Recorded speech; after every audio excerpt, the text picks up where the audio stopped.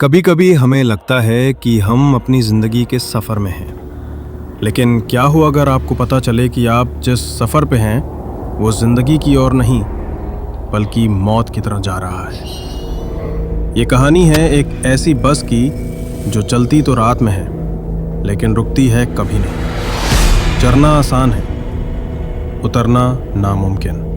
अविनाश एक call centre में काम करता था और रोज की तरह उस दिन भी वो रात की आखिरी बस पकड़ने के लिए निकला। रात के 1 बज चुके थे और पूरा शहर सो चुका था। बस स्टैंड पर सन्नाटा था, सिर्फ स्ट्रीट लाइट्स की पीली रोशनी और कहीं कहीं कुत्तों के भौंकने की आवाज़ें आ रही थी। थोड़ी देर बाद एक पुरानी सी बस आकर रुकी। अविनाश जल्दी से उसमें चढ़ गया। बस में कुछ ही लोग थे, एक बूढ़ी औरत, एक शांत युवक, एक औरत जो खिड़की के बाहर घूर रही थी और एक छोटा बच्चा जो बिना आवाज़ के सीट पर बैठा था। सब चुप थे, न कोई बात कर रहा था न कोई हिल रहा था। अजीब सी ठंड बस में महसूस हो रही थी, जैसे बस के अंदर कुछ भारी सा मौजूद हो। अविनाश ने बस की खिड़की में देखा पर उसे अपना चेहरा ही नहीं दिखा। उसे अजीब लगा। उसने सिर घुमाकर कंडक्टर से पूछा, भाई साहब ये बस कहाँ तक जाएगी? कंडक्टर ने बिना उसकी तरफ देखे कहा, जहां सब जाते हैं, आखिरी मंजिल तक। अविनाश चौंका, उसका दिल तेज धड़कने लगा।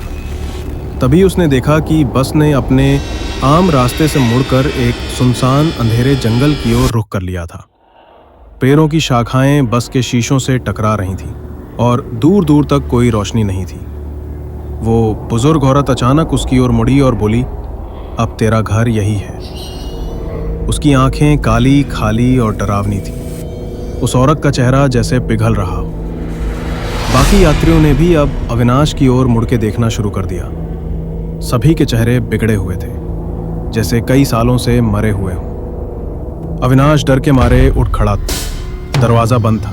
उसने जोर से चिल्लाया, मुझे उतारो, ये क्या हो रहा है? तभी कंडक्टर धीरे धीरे उसकी ओर बढ़ा। उसका चेहरा धीरे धीरे बदलने लगा और कुछ ही पलों में वो अविनाश का ही चेहरा बन गया।